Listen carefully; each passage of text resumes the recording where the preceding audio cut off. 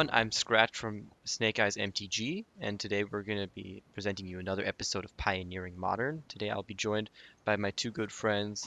On the bottom left, we have Anthony, and on the bottom right, we have Joe. So, Joe, Hey how are there. you doing? Yeah, not too bad. Thank you very much. It's nice weather. Enjoying the weekend.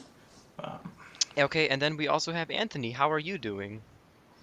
I am actually in a fantastic mood and very happy to be here. I'm excited about the deck I'm talking about today, and yeah, just having fun. Yeah, as you've kind of mentioned, the aim of today's podcast is to present you with some modern decks that you would be able to play, as Anthony kind of has foreshadowed. Each of us will be bringing a deck of the archetypes that we are most comfortable and most fan of playing. The combo deck that Anthony has brought to the table or to the desk, depending on if you're playing online or in paper, um, might be something that's interesting for you. So As yeah, this is a deck that I have recently fallen in love with. If you're a fan of RNG or are afraid of RNG, that'll put you on either end of the spectrum with this deck, because let me tell you, this thing is random. um, So let's start with the namesake card, Calibrated Blast. For the low price of red and 2 generic, you get to reveal cards from the top of your library until you reveal a non-land card. Put the revealed cards on the bottom of your library in any order. In a random order, sorry. And then, whenever you reveal that non-land card that way, Calibrated Blast deals damage equal to that card's mana value to any target. So the fun thing about this card is you don't choose the targets until you know how much damage it's dealing. oh, If it's going to deal 15, because we have 12, 15 drops in our deck, you get to hit the opponent. If it's only going to deal 3 because you hit one of the other 3 calibrated blasts in the deck, you rolled bad on the RNG, you can hit whatever's on the battlefield being pesky, whatever clock they have. Usually it's something you can answer. So that's the centerpiece of the deck. But since it is worded in such a way, we have to build our deck in such a way to maximize the potential that this is a one-shot kill. A lot of decks in Modern with the fetch shock mana base are generally going to deal about 5 points of damage to themselves. And conveniently enough, 15 is about the highest converted mana cost on a card you can get. So we're loading up on them. We've got 4 Emrakul the Aeon's Torn. Forget about trying to cast this card. yeah, everyone's favourite spaghetti monster. but have Oh, you yeah. cast it before in a game? Not in this deck, nope. 15 mana? I don't think we have 15 mana producing lands, even though we have 38 lands in this deck. Oh, That's really high. Well, the reason is to cut down on the spells in the deck to guarantee that we're going to hit that 15 drop to Yep. one-shot kill with Calibrated Blast. Hmm. We'll even showcase that more whenever we get to talking about the sideboard. Speaking of which, I have actually put together a sideboard guide for the top decks in the format with this deck. Anyway, talking about the 15 drops to the Emrakul the Aeon's Tour, we also have Autochthon Worm, previously of Neoform fame. Usually discarded this to the Betrayer's card. Oh, Show. Was it? yes, Nourishing Shoal. Nourishing Thank Shoal. you. Thank you. Perfect, yes. So you usually have discarded this to Nourishing Shoal to gain your 15 life back to be able to activate Grizzlebrand a couple of times. Here, we're just showing it to our opponent and saying, do you concede to this 15 points of damage? In addition to Autochthon Worm, we do have a 15 drop that has been cast on occasion. Shadow of Mortality, recent addition to the deck from Streets of New Capenna. 15 drop with casting cost of 2 black and 13 generic. Oh yeah. If your life total is less than your starting life total, this spell costs X generic less, where X is the difference. So getting a lot of Death Shadow vibes coming from this 7/7 for 15 mana. So like it's been a good enough addition to the deck that it's kind of brought this to a higher level of the metagame. People were kind of whispering about this deck a few months ago, and then Streets of New Capenna came out, and everyone was like, oh, we got another 15 drop we can play that we might actually be able to cast? Maybe that Calibrated Blast deck isn't so bad. So it got people thinking about it again. In addition to that 15 drop as a high CMC mana value, just to throw both terms at you, card, we've got Scion of Draco. Scion of Draco is unique in that it's castable for us on turn 2. We can fetch in such a way that we have achieved Domain, thanks to this 38 land mana base on turn 2, and put this 4/4 flyer onto the battlefield. As earlier mentioned with Calibrated Blast, we have set ourselves up to be able to deal 15 points of damage. Sometimes that other 5 points is hard to come by. We have other ways in our mana base to get that extra 1 or 2 points, but Scion of Draco is where we're going to get a good chunk of that. And it's also going to give us a threat to apply a little bit of pressure on our opponent to distract them from the fact that they're about to get blasted. So, Throes of Chaos is the other card in the deck to round out the spells. The nature of this deck, this actually just acts as copies number 4 or 5 and 6 of Calibrated Blast. For a red and 3 generic, the card simply is a sorcery that says Cascade and Retrace. There is only one spell in this deck that is at a CMC or mana value less than 4. Calibrated Blast. So, guaranteed to hit Calibrated Blast if you cast Throes of Chaos. And with the Retrace and the 38 lands in the deck, you're almost guaranteed to cast it a couple of times. On top of that, Calibrated Blast has Flashback of 2 red and 3 generic. So it's not even that difficult to cast 2 Calibrated Blasts in a game to finish the game that way. Usually we want 1 to get the job done, though. That brings us to our mana base. I did mention needing a couple of extra points to get the job done, and we look at our mana base to pull that off in a card called Sunscorched Desert. Oh. So when this card comes into play, it it deals 1 damage to target player. It's also a desert. I don't know if any of our viewers were playing Standard in the time of Amonkhet, but there was a banning during that era of a little red card called Ramunap Ruins. So, Sunscorched Desert happens to be a desert. Ramunap Ruins says red, 2 generic, tap, sacrifice a desert. Any old desert will do. The one that you're using the ability on? Sure, if that's the one you want. That Sunscorched Desert that just dealt 1? That one too. Boom, 2 damage to each opponent. So that is also a very helpful way to get those last few points of damage, and Ramunap Ruins is conveniently red, which is pretty much the only spells we cast. Sometimes we get back to a corner and have to cast Shadow of Mortality, but, you know, corner cases and whatnot. Speaking of other red lands to help us squeeze an extra couple of points of damage, we've got Sokenzan, Crucible of Defiance. New land from Neon Dynasty, Kamigawa. It as a legendary land taps for red mana, conveniently. And the channel ability puts 2 1/1 colorless spirit creature tokens with haste for that turn. The channel cost is red and 3 generic, but is reduced by 1 generic for each legendary creature you control. We don't really have legendary creatures. So 4 mana, 2 1/1s with haste. Okay, not the greatest, but hey, we only really ever need 1 or 2 extra points if the game's going the way we want it to. Let's see. Go ahead. I was gonna say, I mean, if we have Emrakul out, it's gonna cost 1 less.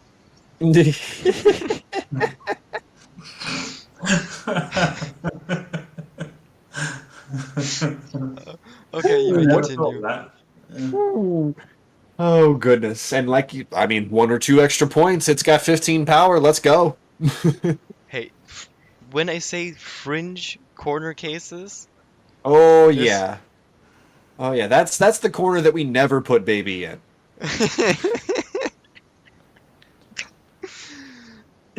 Anyway. Anyway. So I mentioned kind of earlier whenever we were going down the spells that we were able to play Scion of Draco on turn 2. Well, that's off the back of 2 new lands from Streets of New Capenna. We've got Spara's Headquarters, which is the Forest Plains Island Triome.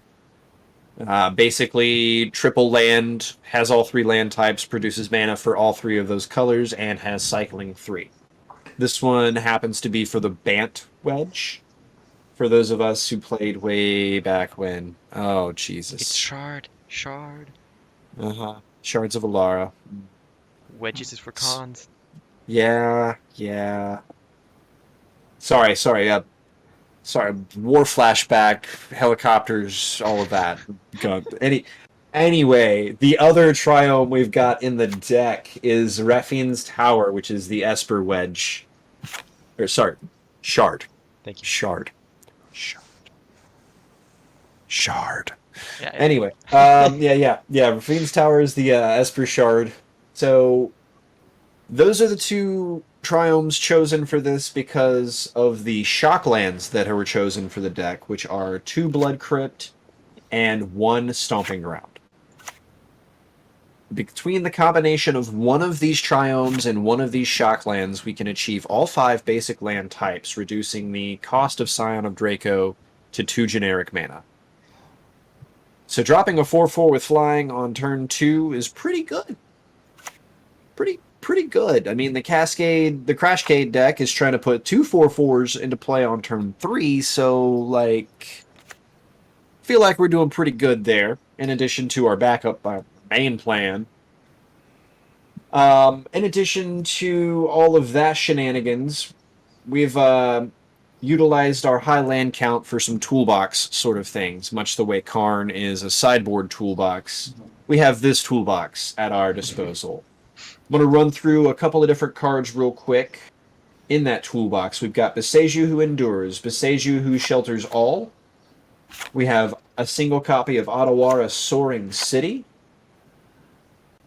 And those are... Oh, we also have 2 copies of Desert. I want to highlight Desert first and foremost because it is a unique card.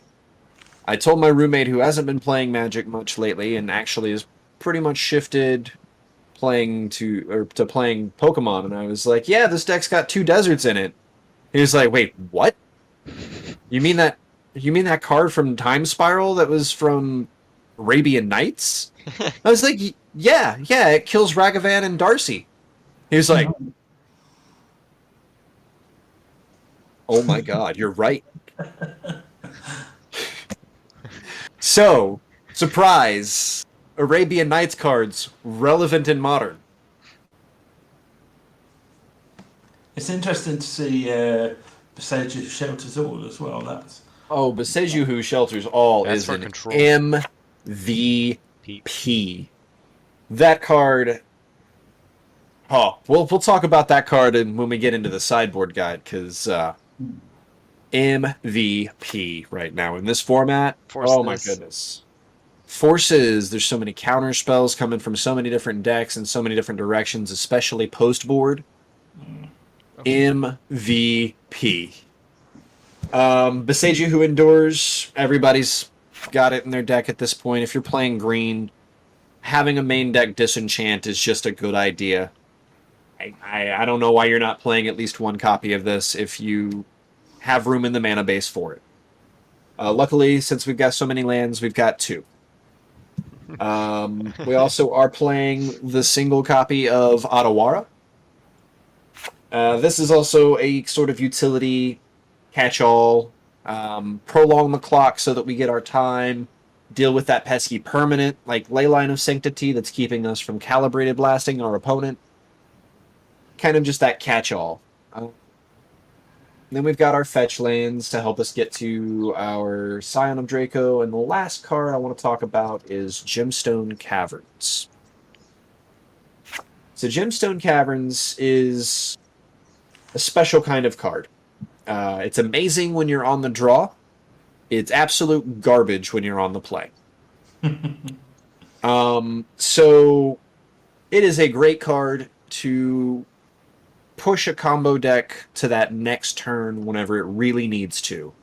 And Modern is a very play-dependent format. So many different decks are super linear, so they're trying to just execute their game plan, and the decks are so honed on executing that game plan that it's hard to disrupt.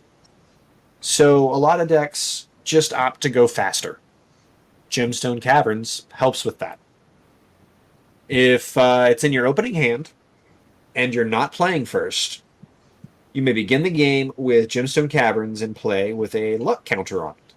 If you do, remove a card in your hand from the game. Given that we have so many 15 drops that we're never casting, we're often going to have a spare card here in our hand that we're not worried about losing. So Gemstone Caverns taking advantage of that extra card for that luck counter on the draw is no harm, no foul at all. And it gives us it gives our deck a couple extra cards that it doesn't feel bad about sideboarding out in the right situation. So it gives you a mana of any color if you have the luck counter on it. Otherwise, it just gives you a colorless mana. Good stuff if you're trying to accelerate that extra turn and get there when you're on the draw. So moving into a sideboard guide here. We're going to cover all the cards in the sideboard, and then I'm going to tell you how to play the sideboard against Blue-Red Murktide, 4-color Omnath, and Living End. Because those are what I think the best 3 and biggest 3 decks in the format are. Would y'all agree? Yeah, those are, I mean, they're always going to be very big contenders, but I think Living End and Murktide, in my opinion, definitely considered to be top tier decks. Yeah. So along those lines, and with all of that in consideration, we're playing 1 Bojuka Bog, Yep. 2 more copies of Boseiju Who Endures, 3 more copies of Boseiju Who Shelters All, 2 more copies of Desert, 3 copies of Nephalia Academy, 1 more copy of Otawara Soaring City, and then 3 copies of Crime and Punishment. So I didn't really showcase Crime and Punishment very much in the sideboard guide because of just the way the decks broke down, but that card is mostly there for the Hammer Time matchup. They have a lot of low CMC mana value cards, the 1s, the 0s, Hammers, Shadow Spears, Ornithopters, Memnites. If you want to get risky and go to turn 4 with the spell, I'm talking Punishment. You can hit those Pure Steel Paladins, those... I guess they're not playing Auriok Champion anymore, they're playing the other one, the 3-drops, so you gotta go a little further up with that. But Punishment's there to sweep up those low-to-the-ground, wide decks.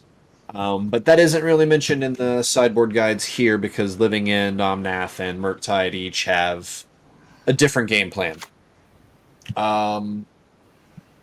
So with Murktide on the play versus on the draw, I make this distinction because Gemstone Caverns only has its special effect if you're on the draw.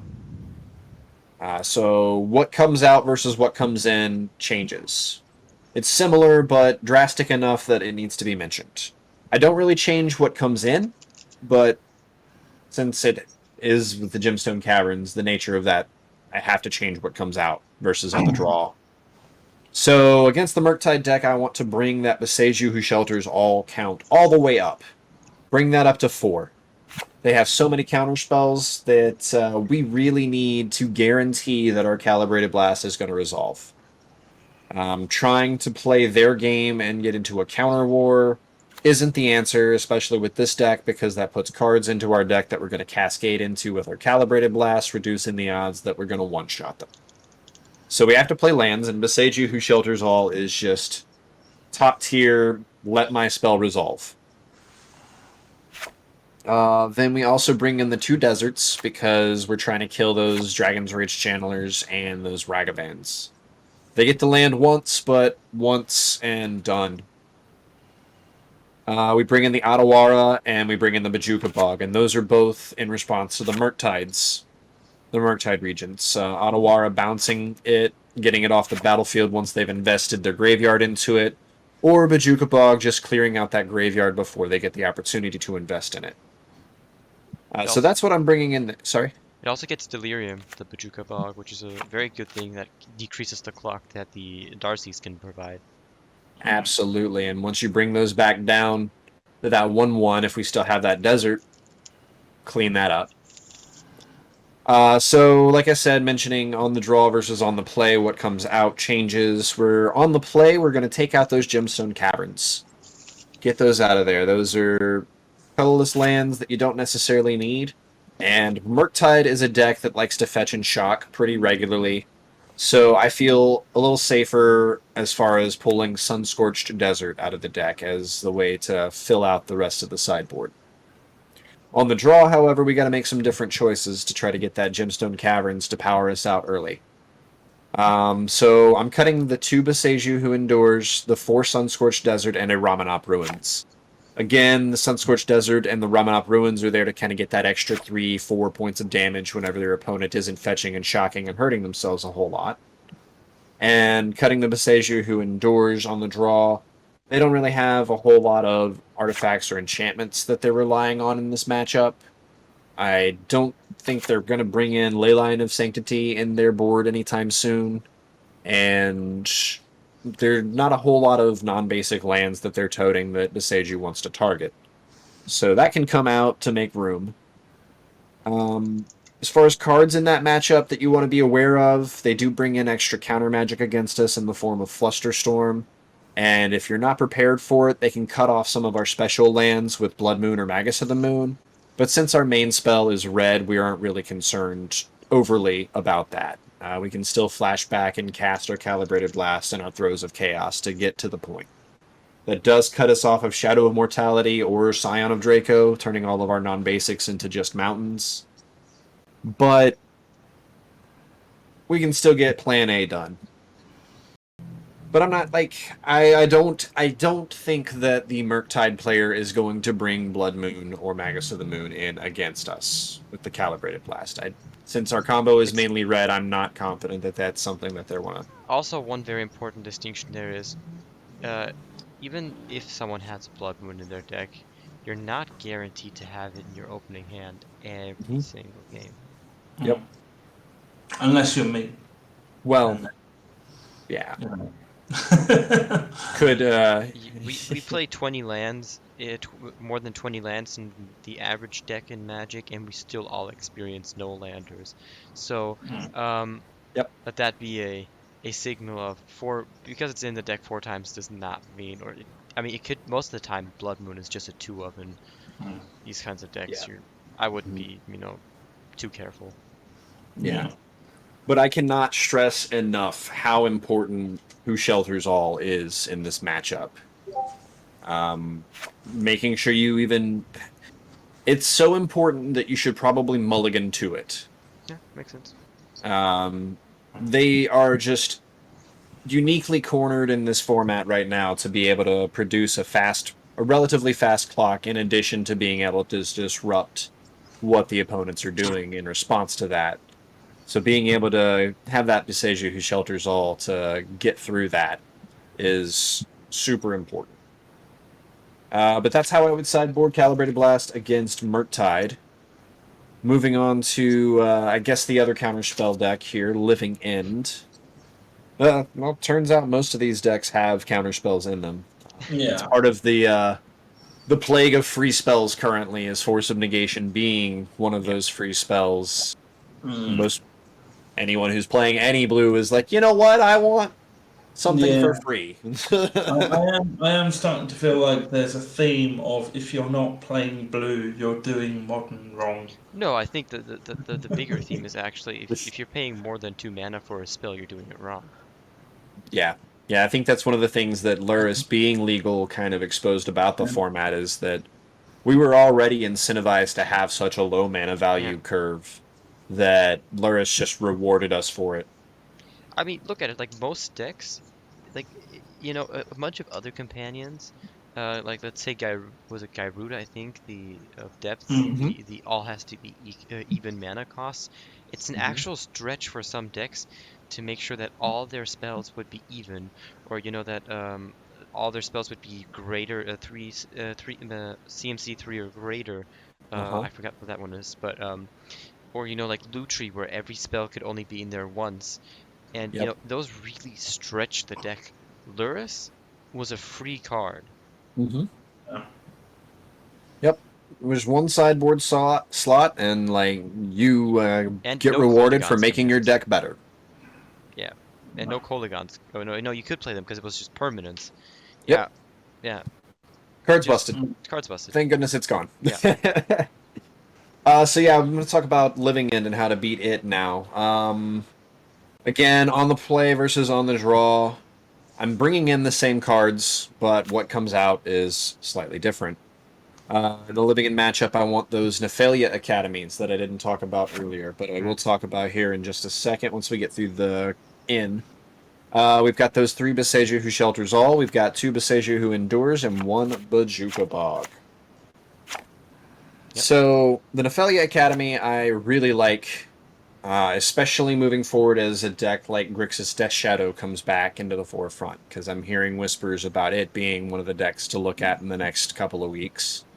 Nephalia Academy says if a spell or an ability an opponent controls causes you to discard a card, you may reveal that card and put it on top of your library instead of putting it anywhere else. So that protects you from the grief of grief. So, like, you get to keep hands that only have 1 Calibrated Blast or 1 Throes of Chaos because it's not going to your discard pile. It's going on top of your library. Yeah. I guess you wouldn't mind if you only had a Throes of Chaos there. Funnily if they enough, True. this is actually a very interesting card against Belcher. Because if they try to go off with the madness, the madness, there is the one madness wheel effect. I forgot what the Oh, name is. Reforge the Soul. Reforge the Soul. Technically, you could put just the cards that you want back on top because you don't have to reveal all the cards. And then you could put like 2 cards on top and then draw 5 fresh cards as well. Yep. Very interesting. Not sure how much that would help you out, but like I said, fringe stuff always important to keep in mind. Yep. Never know when that's going to get 1 card to kind of push it into the top tier. Yeah, and it's Miracle, not Madness, by the way. Yeah. Did I say madness? I thought I said miracle. My bad. Yeah, that's alright. Yeah. Reforge the Soul is still the card we were all talking about. Yeah. So. Yeah. Boseiju who shelters all comes in to protect us against the opponent's force of negations. Everybody seems to have that card. It's something, if you see blue, anything permanent-wise, anything spell-wise from your opponent, probably should have force of negation as a possibility in the back of your head. So we bring in the Boseijus to cover that. Boseiju who endures. The reason I like that against Living End is I've been seeing Living End dip their toes into Leyline of Sanctity. Yep. Really? Yes, they have. It just kind of makes sense for them. It's something that can answer graveyard or answer most of the targeting effects that doesn't get cascaded into. Yep. Protects them from Thought Seizes and Inquisition of Kozilix if it comes down early, which is one of the biggest weaknesses of the deck. Sure, they can cycle to keep drawing more cards, but if they get delayed a turn, if they get delayed 2 or 3 turns on that Living End turn, it can often spell the difference between a W and an L, especially if it's like Death Shadow behind the Thought Seize or those sorts of things. It also stops Tormod's script, funnily enough. Yes. Yeah. So bringing in those extra 2 copies of Who Endures help us get through Leyline of Sanctity. I also don't think they have very many basics. They run a forest and an island, so if you get pinched, you can kind of back them into a corner. I was playing a lot of Merfolk this week because I've reinvigorated my love for that deck and was able to keep my living end opponent off of green mana for a solid amount of time thanks to Tideshaper and Spreading Seas. And they just weren't able to cascade off their Violent Outbursts or Shardless Agent to get to the finish line in time. So if you get backed into a corner, Boseiju can help you with that, but Bojuka Bog coming in is just a no-brainer. One enters the battlefield effect at the right time, and you've bought enough turns to turn the corner and blast them. On the play, I take out 4 Gemstone Caverns, the 2 Deserts, and the 3 Sunscorched Desert. Again, the nature of their mana base, they usually spend a couple of life fetching and shocking. So we can afford to sacrifice the Sunscorched Deserts for those extra spots, because those other cards are, like Joe was saying, increasing the card quality. On the draw, though, we take out the Deserts. We do take out the Otawara. There just aren't enough targets on the draw besides Leyline of Sanctity. And if we're already bringing in the Boseiju, that saves us mana on answering that spell and makes it more likely that we can answer the Leyline and Calibrated Blast in the same turn. So Otawara is just too expensive, so we're having to make cuts. We got to get that one out of there. In addition to having to make... Sorry? Yeah, sorry that I interrupt you again. Also, one very important thing about Boseiju is it's 2 into 3, and that's a very nice curve to have, where you can Boseiju turn 2 end step, and then turn 3 cast Calibrated Blast, whilst Otawara is a 3 into 4, which just doesn't work. Yeah, exactly. Exactly. And in that same spirit... Joe? Unless you have Emrakul out. Things about the decks match up against Living End. Something to be aware of is Endurance. Throes of Chaos with its retraceability and Calibrated Blast having flashback. Endurance is an attractive option for your opponent as an answer. So as you're playing the games against these Living End decks, these 4-color decks with Endurance, just be aware of when you're blasting and making sure that you have the capability to either back it up or have a backup plan for those extra points of damage.